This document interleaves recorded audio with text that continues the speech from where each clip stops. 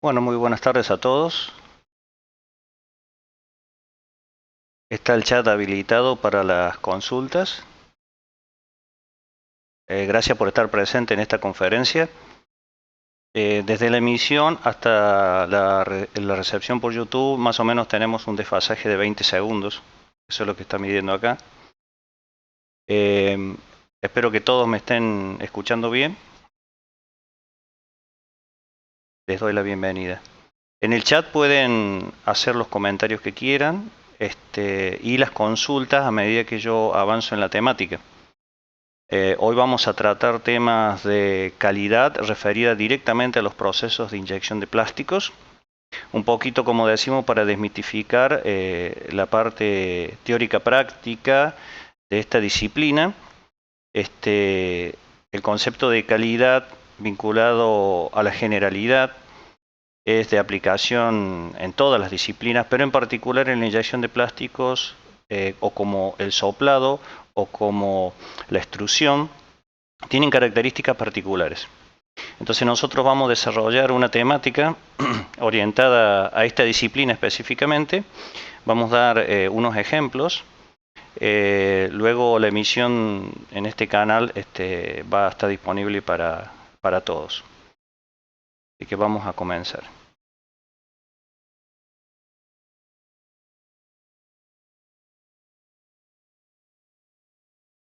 Antes de comenzar, le comento que estamos publicando el inicio del próximo curso de inyección de plásticos. Comienza el 8 de febrero próximo. El que le interese puede contactarse vía email, a mi mail personal, elvivogonzalez@gmail.com, para solicitar información. Es un curso de muy buen nivel. Estamos publicitándolo. Aquella persona que quiere incursionar en esta disciplina desde cero, no hace falta tener conocimientos previos. Lo invitamos a que pueda disfrutar de este curso. Es de duración 3 meses, 2 clases por semana.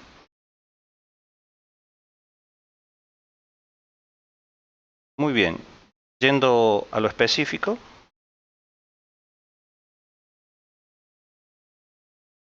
A nivel de calidad, si uno está en una línea de máquinas inyectoras de procesamiento de plásticos, una línea de inyección de plástico como la que se ve en la foto, ustedes se pueden acercar a un operador y le preguntan a ese operador que está trabajando en la máquina, para usted, ¿qué es la calidad? Obviamente estamos en una industria de inyección de plásticos. Entonces, un poquito para debatir, ¿qué respondería ese operario? El concepto de calidad. Fíjense, yo hice un relevamiento a través de los años de trabajo y miren la respuesta que un operador de inyección de plástico me da. Por ejemplo, el operador número 1 me dice, calidad es que todo nos salga bien. Es una definición, si se quiere, ambigua. ¿Qué es que te salga bien? El operador número 2 me responde, calidad es lograr plena satisfacción de nuestros clientes. Esto ya es una definición tipo como para una auditoría. Acá parece que la persona fue capacitada muy bien, digamos, para responder ante una auditoría, por ejemplo. Otro operador me respondió que calidad es que nuestros clientes no tengan problemas al usar nuestros productos. Otro operador me respondió que calidad es no tirar piezas porque nuestros costos aumentarán mucho. Está bien enfocado. Y el operador número 5 me respondió, calidad es hacer lo que se debe hacer para que el auditor no nos rechace piezas. Es como que este operador número 5 estaba muy temeroso de lo que estaba pasando en su empresa. Parece que el auditor es de rechazar piezas. Entonces, como ustedes ven, uno hace una pregunta sencilla en esta industria como ¿qué es calidad? Y la diversidad de respuestas.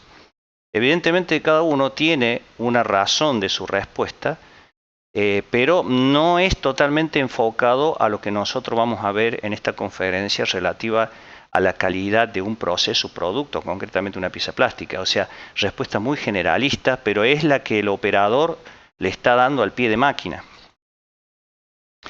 Si nosotros nos vamos a la norma internacional ISO 9000, que al que le interese se la puedo enviar, es de difusión pública, no hay ningún problema. ¿Qué definiciones tenemos respecto a la calidad en las normas ISO? Yo hice un extracto de lo que antes era la ISO 9004 y fíjense el tenor de definición de calidad.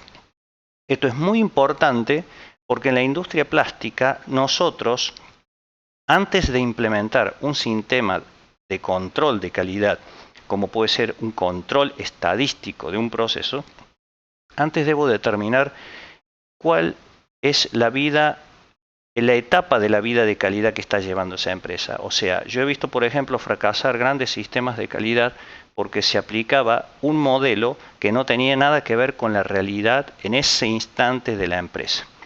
Quizá un modelo de calidad demasiado ambicioso, demasiado grande en una empresa chica o viceversa. Empresas grandes que no habían llegado a la madurez en los conceptos de calidad.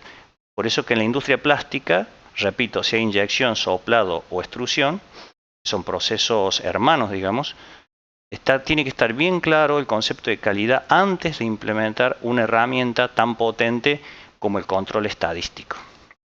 Fíjense ustedes que es muy común el término control estadístico de proceso, ¿cierto? El famoso CEP, control estadístico de proceso. Pero a mí me gusta más usar la definición de Montgomery, que habla del control estadístico de la calidad. No menciona el control estadístico de proceso, porque nosotros en nuestra industria plástica lo que pretendemos es que el producto sea estable y conforme y que el proceso sea estable. Entonces es más correcto decir control estadístico de la calidad. Lo vamos a encontrar en toda la bibliografía como CEP en español o SPC en inglés. Pero el término correcto es el que dice Montgomery, control estadístico de la calidad. Por eso que nosotros estamos tratando de definir realmente para la industria plástica qué sería el concepto de calidad. Si nos vamos a la norma ISO 9000, lo que antes definía la 9004, digamos muy bien, y ahora el grupo, la 2015 lo define concretamente, yo hice un extracto en el capítulo 3 de términos y definiciones, dice producto, se define como el resultado de un proceso. Hasta ahí estamos de acuerdo. Y proceso se define como el conjunto de actividades mutuamente relacionados o interactúan, las cuales transforman elementos de entrada en resultados. Un poquito enredada la definición, pero tiene razón. Todo proceso tiene componentes de entrada y componentes de salida. Ahora bien, un proceso que tiene datos o información de entrada y tiene resultado de salida, se dice que es un sistema abierto. Si la salida está relacionada a la entrada, ahí tenemos un lazo de control de realimentación, que no todos los procesos lo tienen.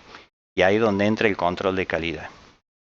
Fíjense cómo define calidad la norma ISO 9000. Dice calidad, grado en el que un conjunto de características inherentes cumplen con los requisitos.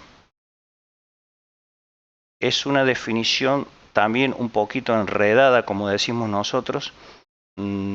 Es una definición generalista.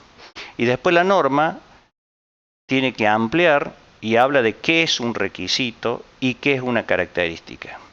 Así que todavía a este nivel no nos queda muy claro en la industria plástica especialmente ¿a qué llamamos calidad?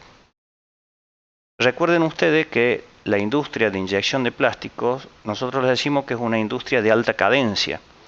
¿Qué quiere decir eso? Que los ciclos de producción son cortos, o sea que duran pocos segundos, muchas piezas por hora. Entonces cualquier desvío en la calidad implica muchísimas piezas involucradas.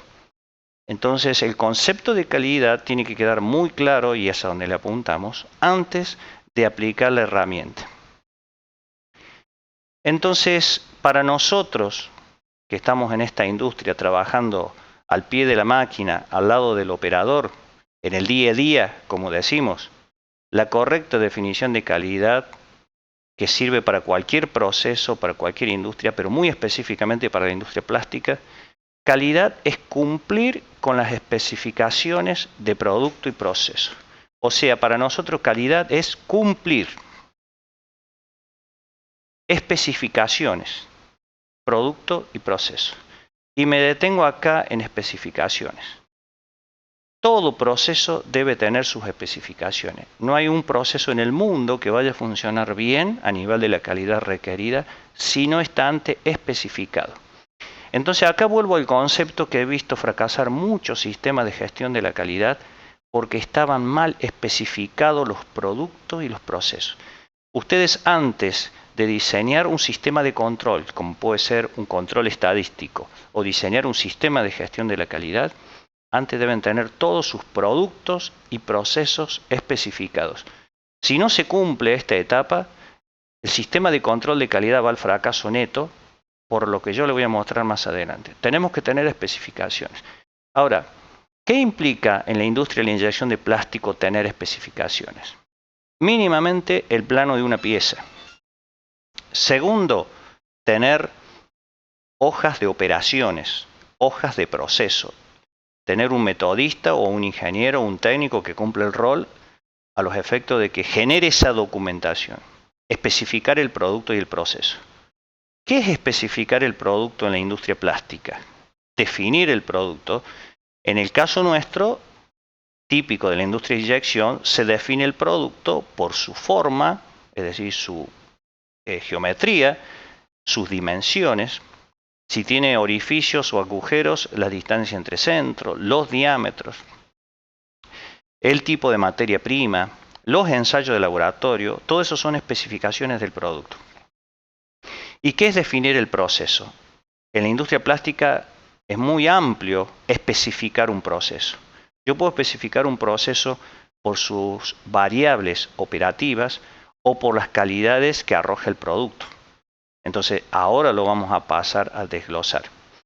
Pero conceptualmente, calidad es cumplir. Calidad es cumplir. ¿Cumplir qué?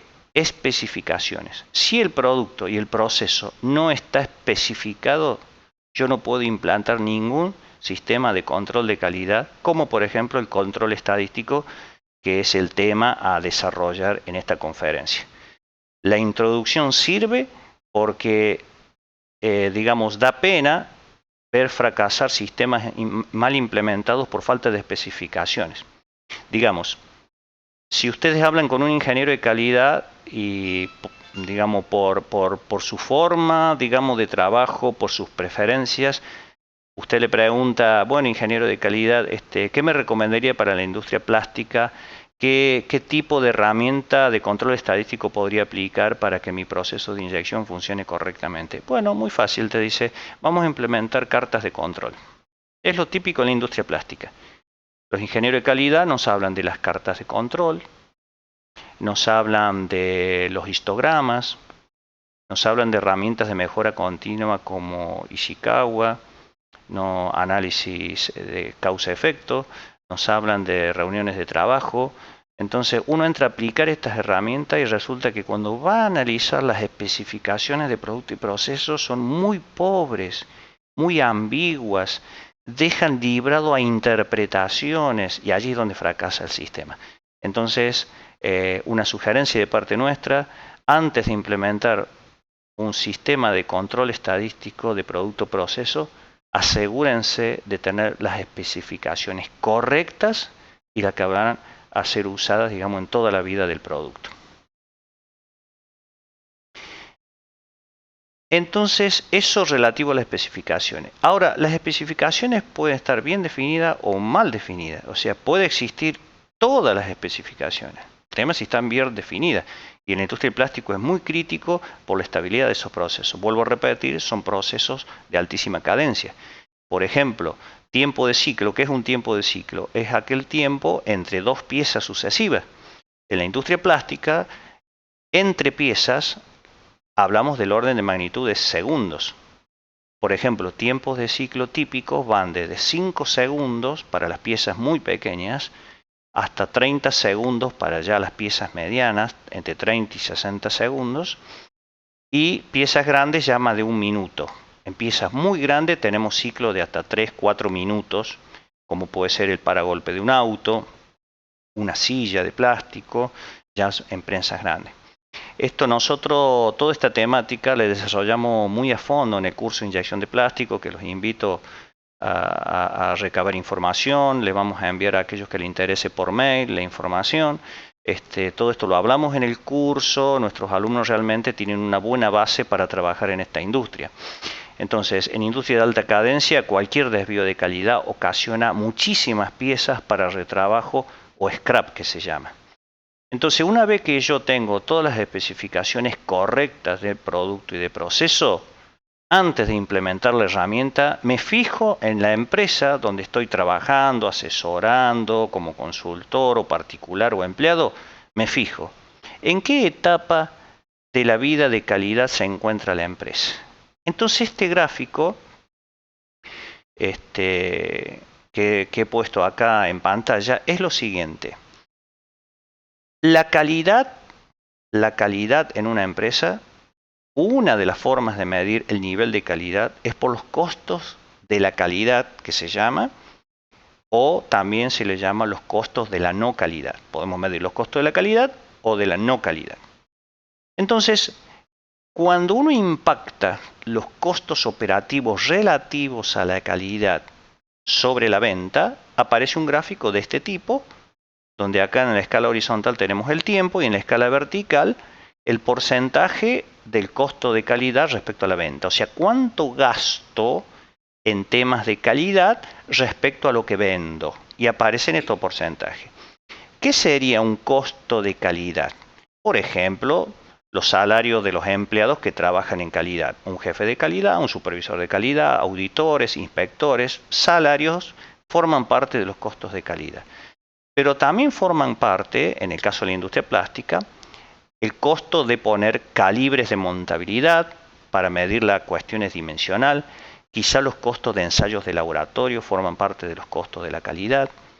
También forman parte de los costos de la calidad o de la no calidad los retrabajos. Si usted pone un operador a retrabajar una pieza inyectada que salió mal, bueno, ese costo forma parte del costo de la calidad o de no calidad.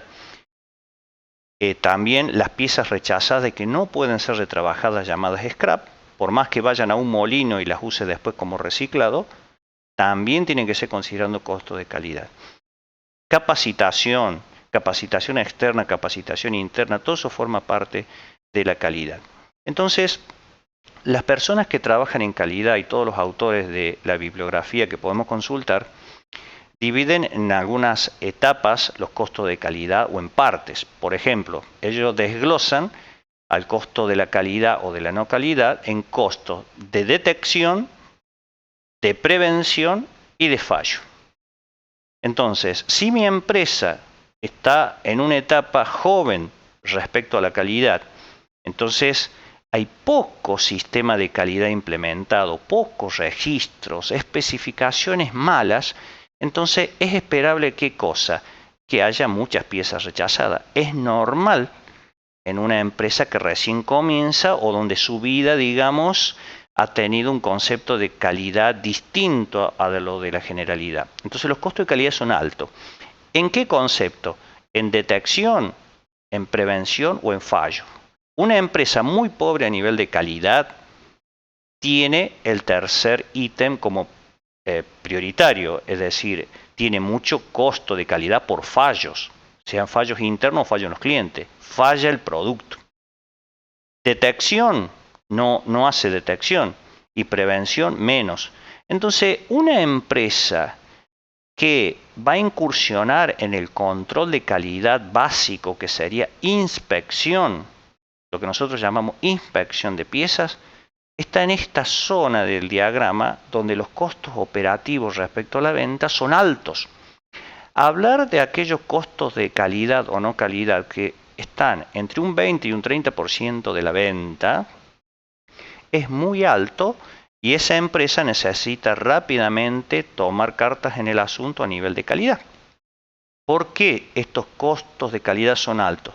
Porque seguramente las piezas falladas, sean de detección interna o piezas que fallan en nuestro cliente, ocasionan un rechazo de piezas que elevan los costos.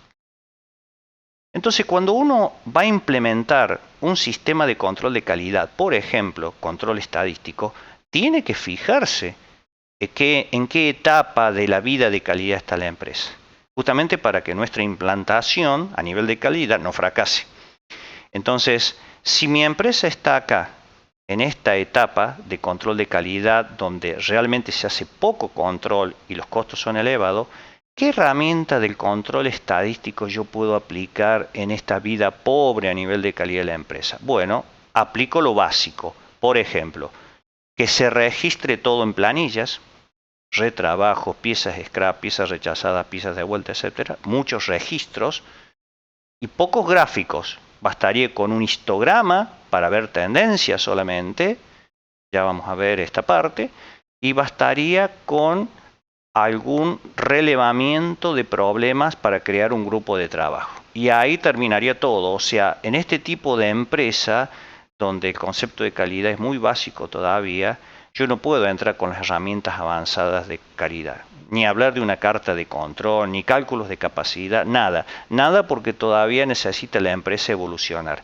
Entonces, este tipo de empresa nosotros decimos que recién se inicia en el control de calidad, donde la etapa de calidad está reflejada en un auditor o inspector que puede hacer inspección por muestreo o hasta el 100% de las piezas que me ha tocado ver.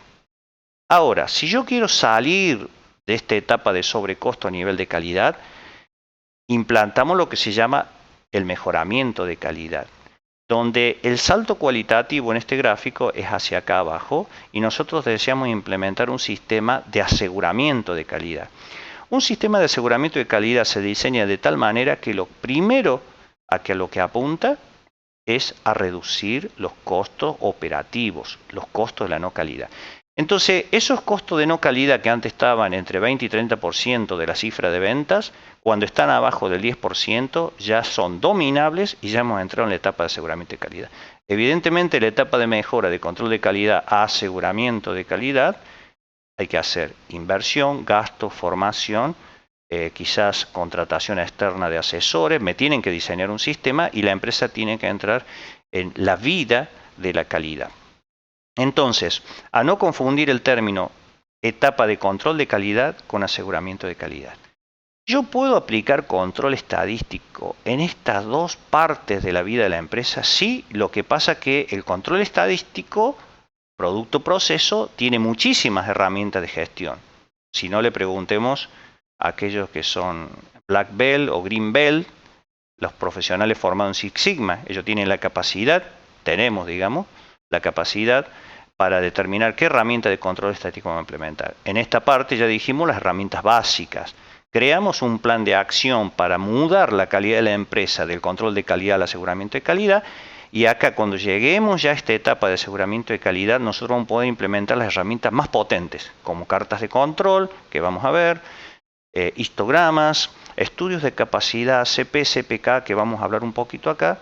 La gente que está en calidad lo puede estar usando en estos momentos. Y a medida que pase el tiempo y llega un periodo próspero de aseguramiento de calidad, acá, en este momento, yo puedo recién aspirar a algún sistema de certificación como la ISO 9001. Bien. Muy bien. Antes de entrar a la herramienta específica de control estadístico en la inyección de piezas plásticas, voy a hacer un pequeño repaso de cuál es el ciclo de inyección, porque vamos a nivelar en un minuto nada más a todos los participantes. Así que vamos ahora.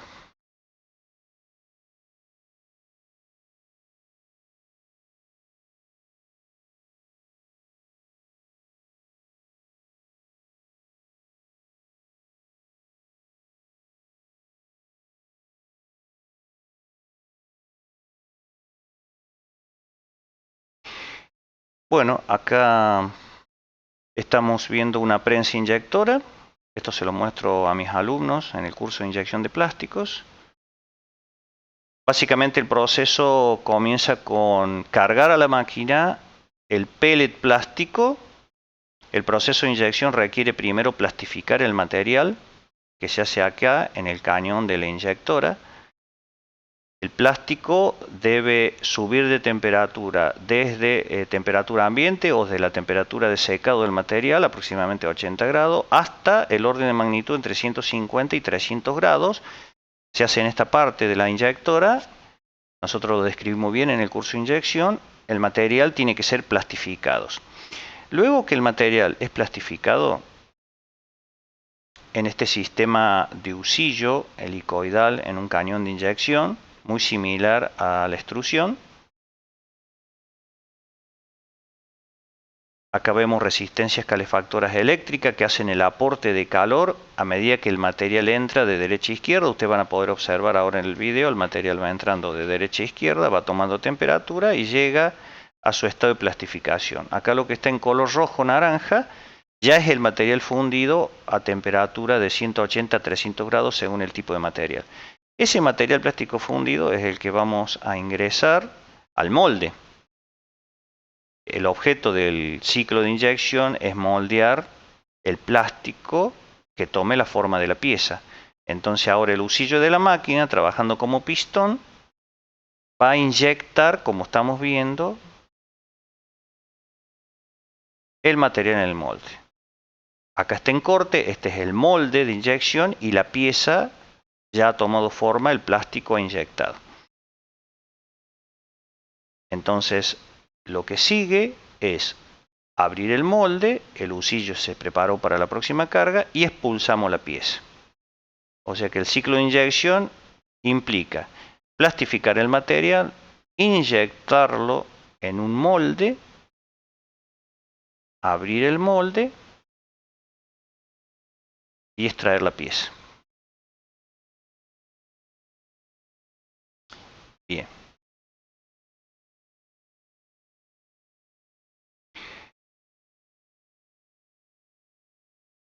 Entonces, nosotros queremos ahora implementar un sistema de control estadístico de proceso. ¿Y en qué variable lo vamos a implementar? Acá yo les estoy mostrando todas las variables de proceso que hay que tener en cuenta para que una pieza plástica salga conforme, salga bien del proceso de inyección. Y como verán ustedes, aproximadamente son 50 variables que debemos tener en cuenta en el proceso de inyección para que el producto salga conforme. Entonces, el primer paso del ingeniero de proceso o el ingeniero de calidad es, bueno, yo voy a poner control estadístico de calidad, pero ¿sobre qué variable de estas 50? ¿Cuál elijo? ¿Cuál es la más representativa? Eso es lo que vamos a hacer foco nosotros.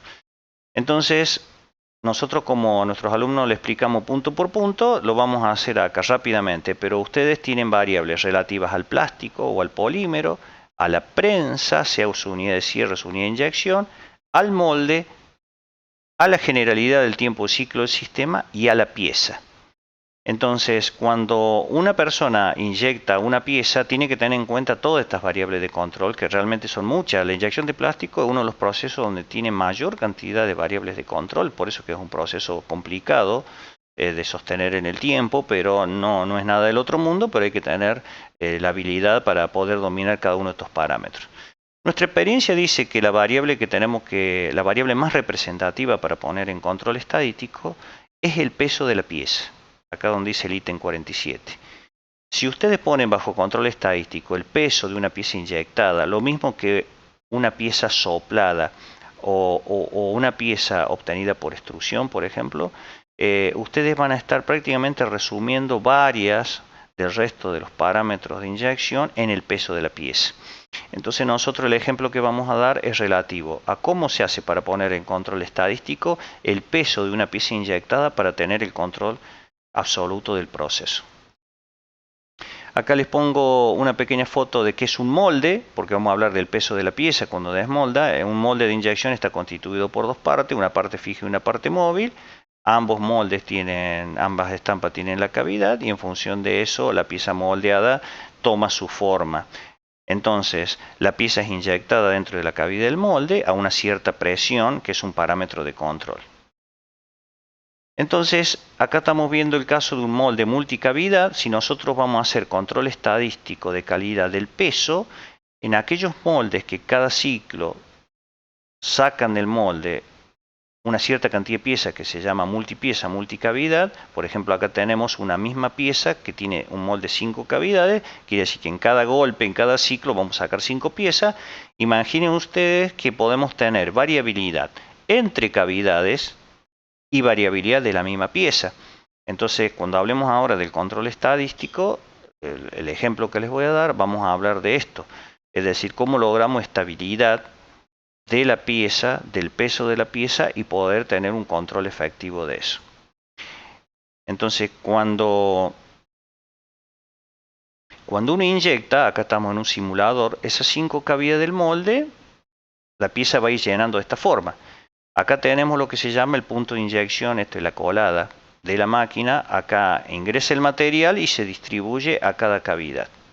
Luego va llenando la pieza con las líneas de isotemperatura e isopresión, como están viendo acá, para que ustedes tengan idea el concepto de la inyección. Ahora bien, si yo tengo variabilidad en el peso de la pieza, que va a ser la variable a controlar, seguramente puedo tener desbalanceos de cavidades o algún problema de flujo o algún problema de temperatura, sea en el plástico o en la matriz.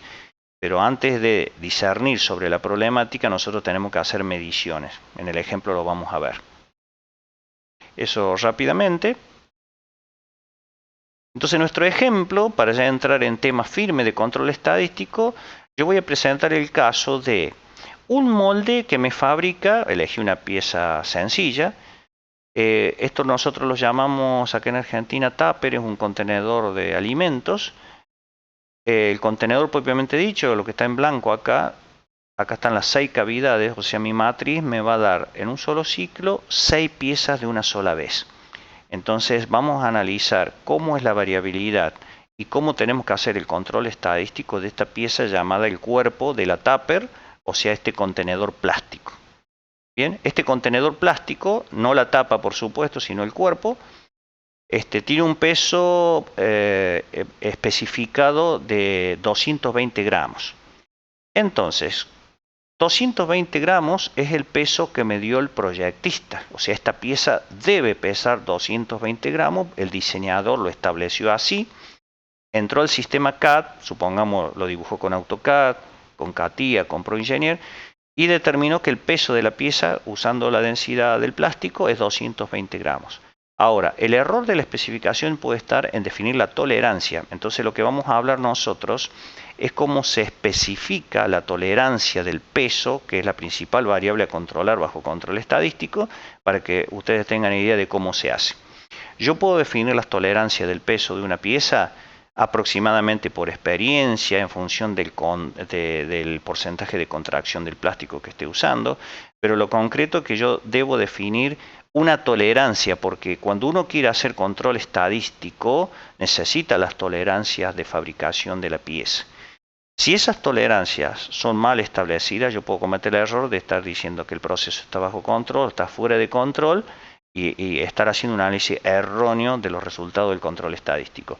Entonces, el primer paso es definir el peso de la pieza y las tolerancias. Pero las tolerancias no las tomamos de la tolerancia de plano, porque ese es el primer error. Las tolerancias que se fijan en los planos normalmente es el proyectista usó la contracción o usó, digamos, características similares de otras piezas. Y ahí se comete un error. Lo que correctamente se hace para definir las tolerancias del peso de una pieza inyectada es trabajar con la presión de mantenimiento, y es lo que vamos a comentar ahora. Entonces, vamos a ver ahora.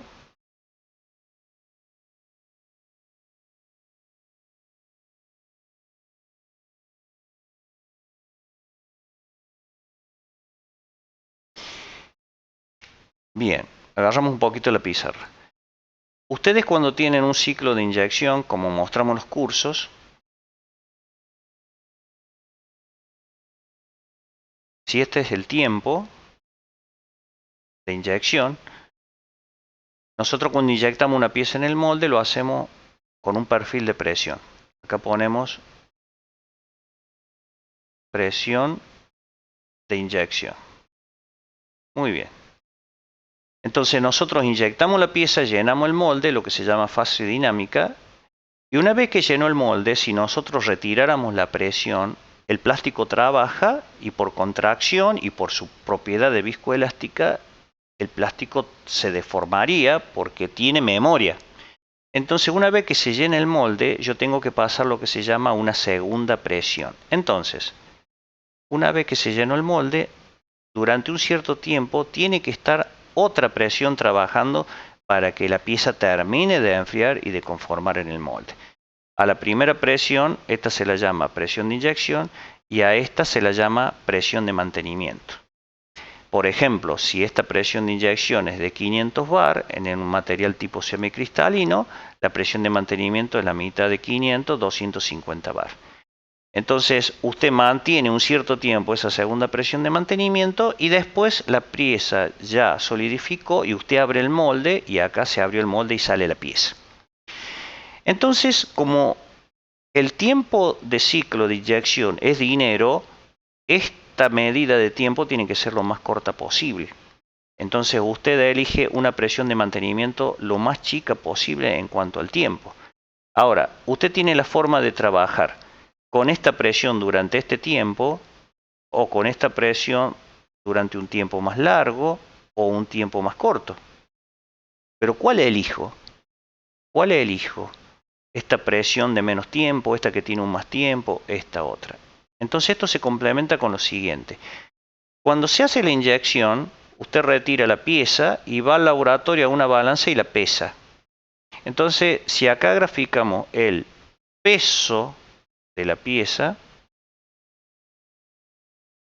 en función de la presión de mantenimiento,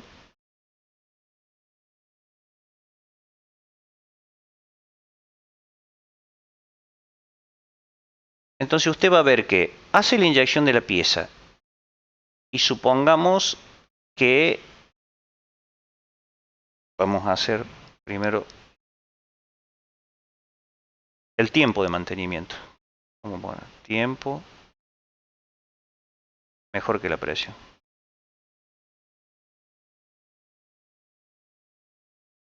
Usted hace la inyección, pasa a la segunda presión de mantenimiento. Mientras más tiempo de mantenimiento ejerza durante la inyección, el peso de la pieza va a ser mayor. Entonces nosotros usamos la presión de mantenimiento para que la pieza quede bien compactada en el molde y no tenga problemas de deformación por diferencia de contracción. Entonces si usted usa, cada vez que use más tiempo de mantenimiento, va a ver que el peso de la pieza aumenta.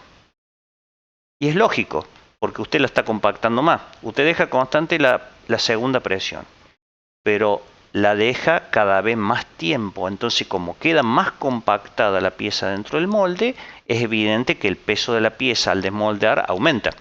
Entonces usted le da más tiempo de mantenimiento, más tiempo, el peso de la pieza sube cada vez más.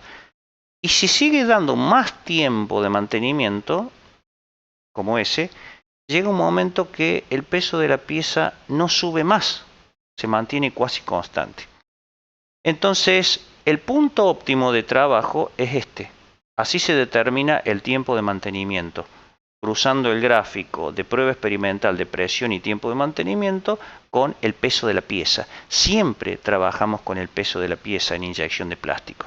Todos los ingenieros de calidad saben bien que un parámetro a controlar es el peso de la pieza. Si se dispara el peso de la pieza, se dispara nuestra rentabilidad, porque va más plástico en la pieza del necesario. Entonces, para nuestra pieza, el tupper plástico, supongamos que yo voy incrementando el tiempo de la presión de mantenimiento compactando la pieza dentro del molde y llegue a este límite. Bien, supongamos que esto es 240 gramos en este ejemplo. Estos son gramos.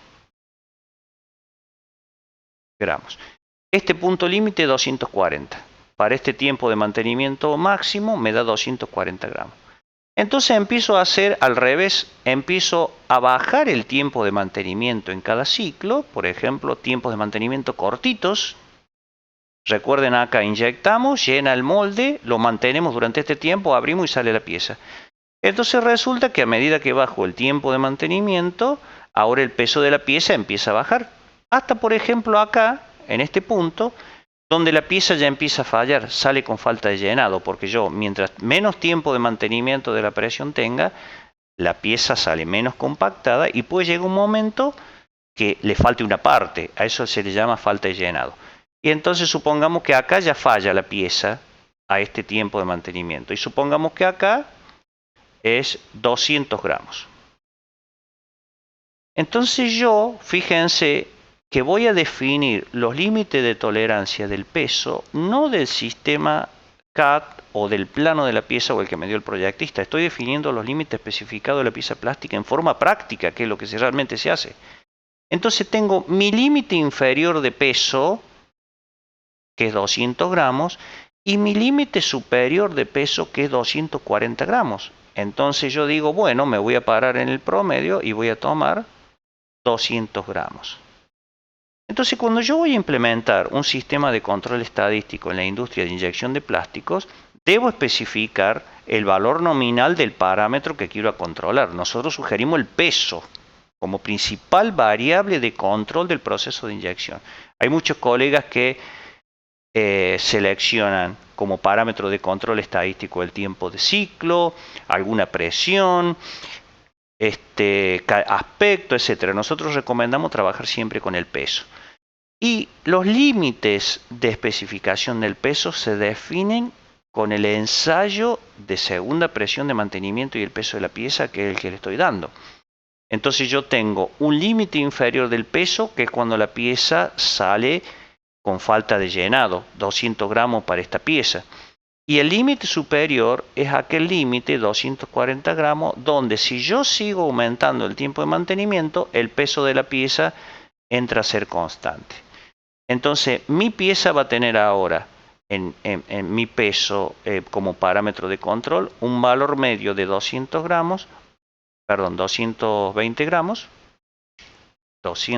gramos, valor medio, un límite inferior de menos 20 gramos, 200, y un límite superior de más 20 gramos.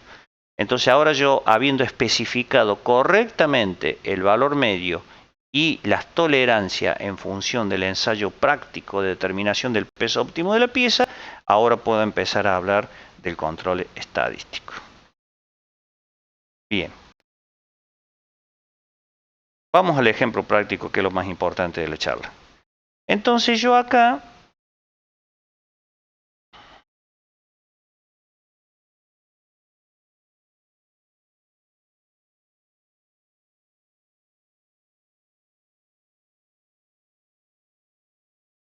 bueno, entonces acá tengo el peso de mis 6 cavidades. Por ejemplo, tengo de X1 a X5 o X6. Bueno, yo tomé hasta X5, un molde de 5 cavidades.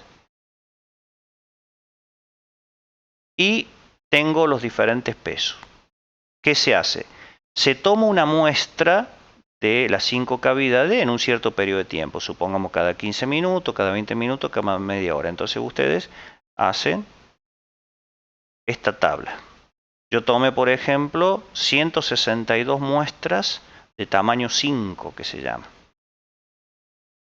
En estadística, M vale 162, que es la cantidad de muestras, y el tamaño del subgrupo, que se llama N igual a 5. ¿Eso qué significa? Que tengo 5 piezas y tengo 162 muestras.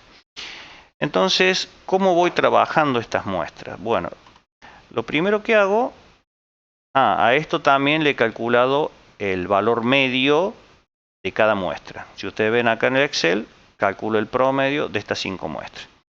Entonces lo que hago es copio esto, copiar, y me voy al Minitab y pego. El Minitab es un programa para control estadístico, para manejo estadístico de procesos. Los Green Belt, los Black Belt lo usan mucho. Ustedes lo pueden obtener, se lo sugiero. Para manejo estadístico de información no hay nada mejor por ahora que el Minitab. Entonces, acá yo copio en el Minitab. Cada columna X1, X2, X3, X4, X5 es mi variable de proceso que se llama el peso. O sea, el peso de cada cavidad. Recuerden que es un molde de 5 cavidades. Puede ser 6, yo tomé el ejemplo de 5, que es lo que tengo. X1 es la cavidad número 1, X2 la 2, X3 la 3 y así las 5 cavidades del molde. Y calculé su media. Entonces el Minitab me permite a mí entrar a analizar esta parametría. Entonces,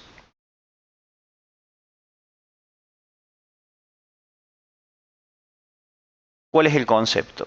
Recuerden ustedes que una cosa es la estadística y otra cosa es la probabilidad. La estadística, para que ustedes lo memoricen de por vida, es todo lo que pasó en la historia del proceso. La estadística me dice la historia del proceso. Estos datos del peso de la pieza es lo que ya pasó, es historia. Si yo quiero proyectar los resultados estadísticos, me manejo con la probabilidad. La probabilidad que hace, toma los datos estadísticos como historia e infiere al futuro lo que va a suceder. El tema de conectar la estadística, que es el pasado, con la probabilidad, que es el futuro, yo tengo que saber determinar, encontrar una distribución de probabilidad que me relacione el pasado con el futuro. Esas distribuciones de probabilidad existen y son modelos probabilísticos. Entonces yo, antes de iniciar un estudio de control estadístico, tengo que determinar cuál es la distribución de probabilidad que me representa esa historia del proceso. Entonces, en la mayoría, por no decir en todos los procesos industriales, la mejor distribución de probabilidad que asume esto que acabo de decir es la distribución normal, la famosa campana de Gauss. En otro video yo les voy a mostrar cómo se interpreta la distribución de probabilidad normal. Ahora no lo vamos a hacer, pero el concepto ¿cuál es? Yo elijo una distribución de probabilidad para determinar el futuro de mi proceso, tomando como base los datos estadísticos muestrales que tengo. Entonces, si yo supongo que la distribución estadística normal es la que va a representar mi proceso, con el Minitab uno puede hacer lo que se llama una prueba de normalidad, porque yo digo arbitrariamente, bueno, ya presupongo que mis datos estadísticos van a seguir una ley de distribución de probabilidad normal. Sí, pero ¿cómo estoy seguro de eso? Tengo que demostrarlo. Entonces hay una función acá en el Minitab que me permite ver si estoy lejos, cerca o errado, digamos, en determinar que la distribución de probabilidad correcta a aplicar es la normal. Entonces, en estadísticas básicas, yo puedo hacer una prueba de normalidad, elijo una de las variables y el Minitab me arroja un resultado. Bien, y cada resultado tiene una interpretación. Una prueba de normalidad es lo que en estadística los estadísticos conocen como una prueba de hipótesis cero, hipótesis nula que se llama. Si todos los puntos muestrales acá en rojo tiene todas las muestras que yo le mostré del peso de la pieza, son estos puntitos en rojo, acá en horizontal tienen el peso de la pieza, como ven. Tenemos algunos puntos que están sobre esta línea recta, ¿ven? Y hay puntos que están alejados de esa línea recta. Como esto ya es una herramienta estadística, dicen que si todos los puntos están próximos a esta línea recta, entonces es correcto tomar la distribución normal como distribución que va a representar mi proceso. Entonces no lo vamos a extender, básicamente la primera cavidad no está representando una distribución normal, pero las medias de todas las cavidades sí lo está haciendo. Entonces volvemos a nuestros datos y ¿qué se hace? Lo que se hace es ir a una herramienta que es de análisis de capacidad. Bien, acá nos da, yo voy mostrando ahí el menú, se hace un análisis de capacidad de los datos muestrales del proceso, mi variable es el peso. Y ya vamos a suponer que la distribución es la normal. Entonces elegimos distribución normal. Tengo subgrupo de tamaño 5, que es lo que le decía, porque tomé 5 piezas en cada muestra. Entonces nosotros acá en el Minitab elegimos las 5 cavidades. Me pide un valor inferior de especificación, que serían lo que yo le mostré, los 200 gramos, límite inferior, límite superior son los 240 gramos. ¿Está bien? Como está faltando. A ver, no sé por qué no me lo tomo.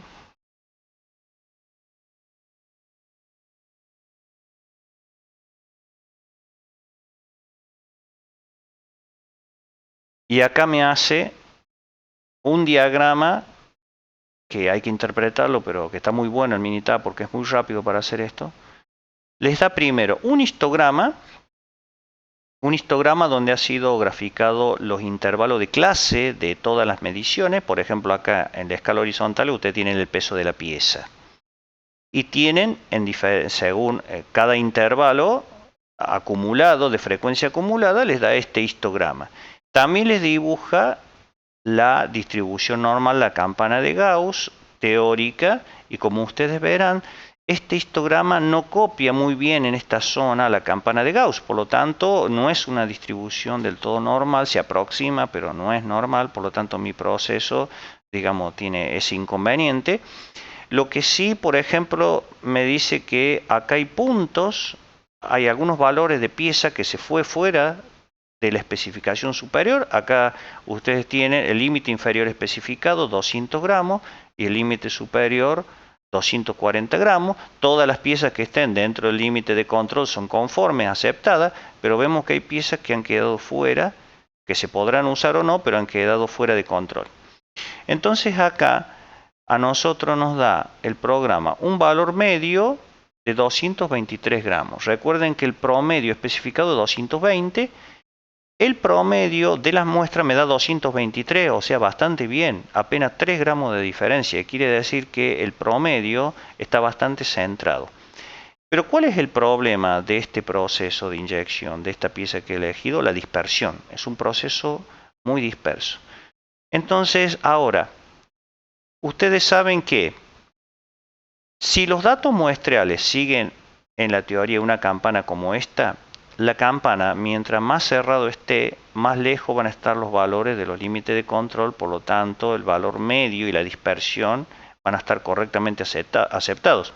O sea, un proceso con mucha dispersión, que implica una campana abierta, me va a arrojar resultados fuera de los límites de control y piezas rechazadas. Entonces, ¿cómo veo la dispersión de mis datos? Que acá lo estoy viendo a simple vista, pero ¿en qué indicador del Minitab me dice que el proceso mío es muy disperso? Lo veo en este estadístico que se llama CP, que es la capacidad del proceso. El CP, que es una fórmula de cálculo que relaciona los límites de control, estos dos, con la desviación estándar de la muestra. Esa relación, ese cociente, tiene que estar lo más próximo a 1,33. Bueno, acá me está dando 0,98, muy bajo respecto a 1,33. ¿Qué me dice el CP? Que mientras más alejado esté del 1,33, los datos muestrales simulan una campana muy abierta. Tengo mucha variabilidad. O sea, un CP bajo implica que el proceso tiene mucha variabilidad que deberé corregir. Eso en cuanto al ancho del histograma representado acá en este gráfico. Ahora bien, ese histograma y esta campana que me da el Minitab pueden estar desplazadas hacia un límite superior o hacia el límite inferior. Eso se llama desplazamiento de la media. ¿Y eso dónde lo veo yo? ¿Cuán desplazado está la cantidad de datos muestrales? Con el indicador CPK. Este indicador CPK se pretende que como mínimo sea 1,1, en este gráfico da 0,8. Ustedes lo que tienen que llevarse de este comentario es lo siguiente. Cuando el Minitab le calcula el CP, bien, está hablando de la dispersión de los datos, el ancho de esta banda, porque el CP se calcula como el cociente entre esta distancia de los límites y 3 sigma, 3 desviaciones estándar, que es este segmento que estoy mostrando acá. Bien, y el CPK me da la posición de la media respecto a los límites. Por lo tanto, si un CPK está abajo de 1,1, quiere decir que la media ya está muy desplazada para alguno de los lados. Bien, en este caso, el CPK-L vale 1,15, que está mejor que el CPK-Upper, o sea, el superior 0,8. Como este es menor que este, me dice que los datos muestrales están desplazados hacia la derecha en cuanto a su media. Recuerden que la media es 223. Bien, entonces uno cuando hace un estudio del proceso releva los datos, lo carga al Minitab y busca hacer este análisis que acabamos de hacer. Obviamente yo, por el corto tiempo que tenemos, les doy un pantallazo a modo de introducción, que ustedes conozcan la herramienta y sepan de qué estamos hablando.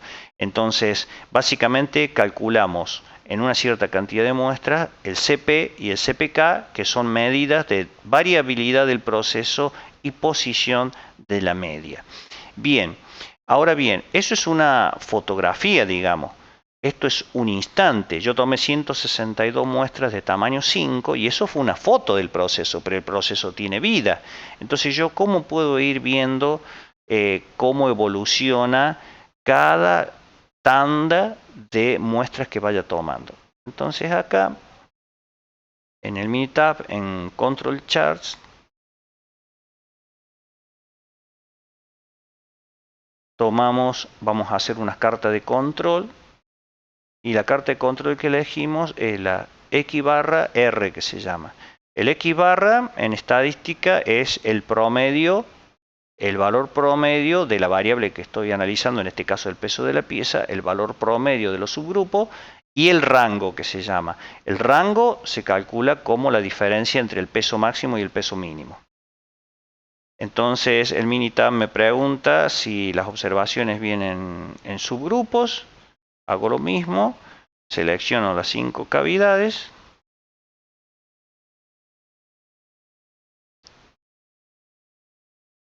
y veo que me arroja.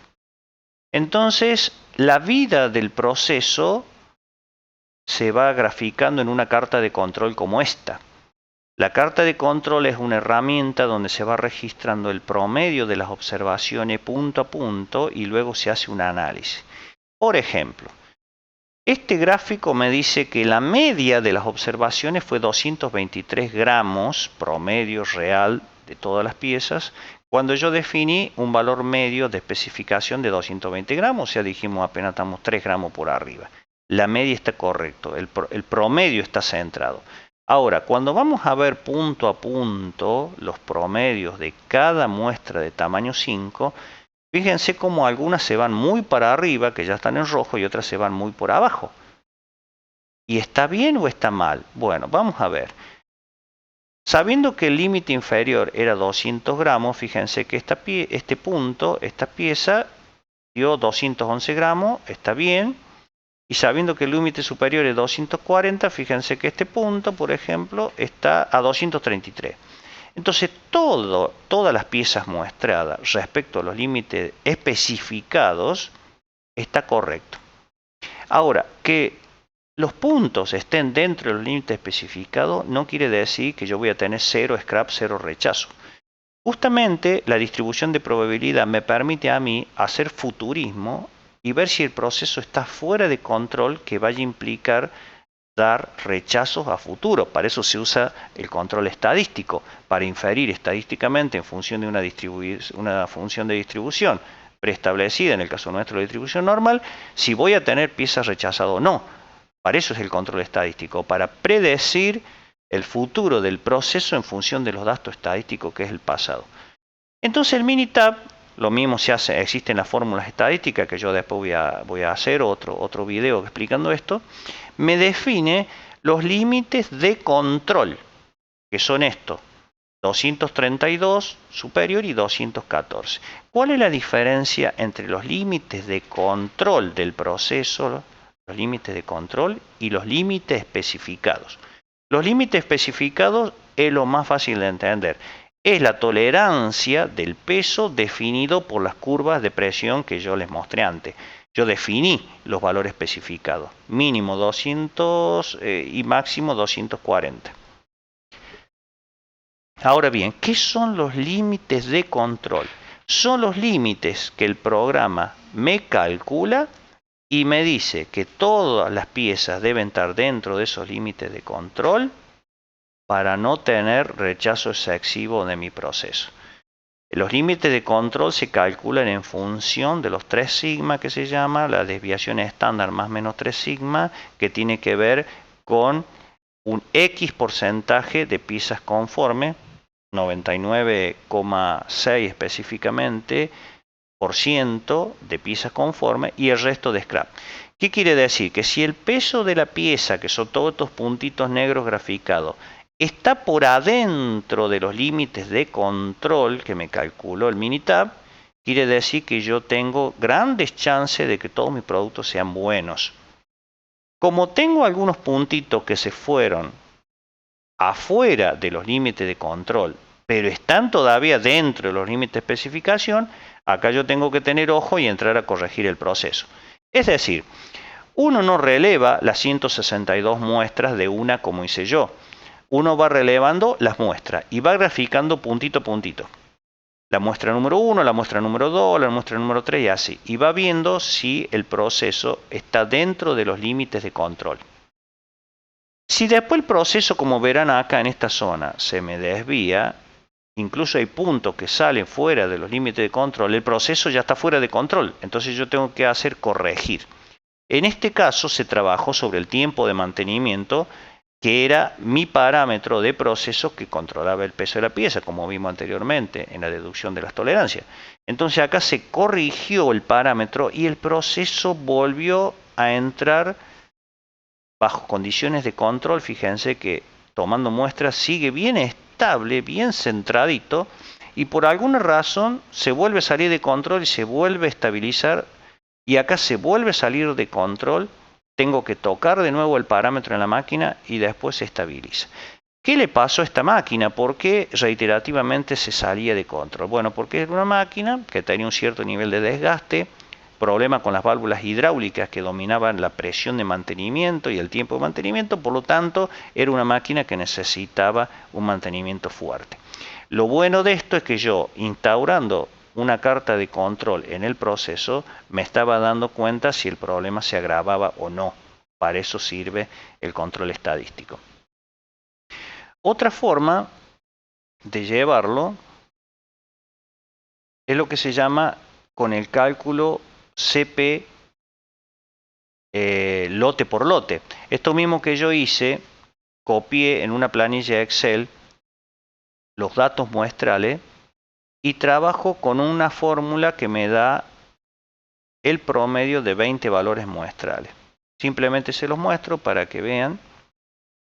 Tengo el CP calculado por el Minitab.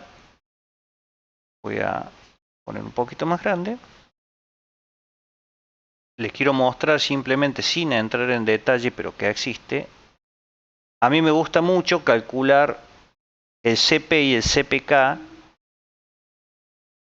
hacerlo evolutivo, porque como dije, uno toma una muestra, lo carga al Minitab y eso es una foto de una cierta cantidad de muestras. Pero si ustedes van en un Excel usando la fórmula que repito en otro video, yo les voy a enseñar a calcular bien todo esto del CP y CPK. Por lo pronto ahora lo único que queremos decir es cómo se implanta un sistema de control de inyección de plástico.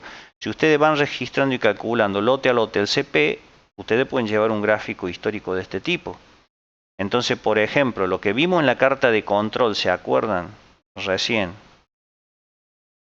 Que había una parte de la muestra que se salía de control, por ejemplo acá, y después se salía de control acá. Bueno, es lo mismo que estamos viendo en el Excel cuando el CP cae fuerte acá y después lo estabilizamos.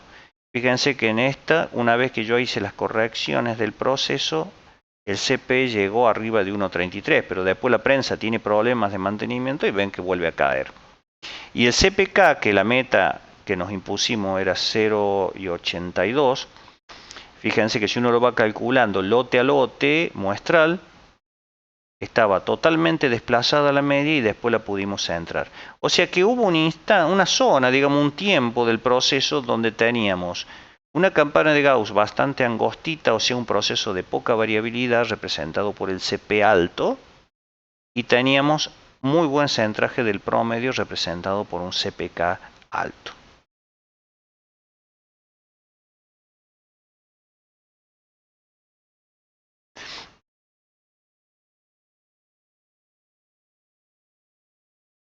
Bueno, Ha sido un pantallazo esta conferencia, les agradezco de nuevo su participación.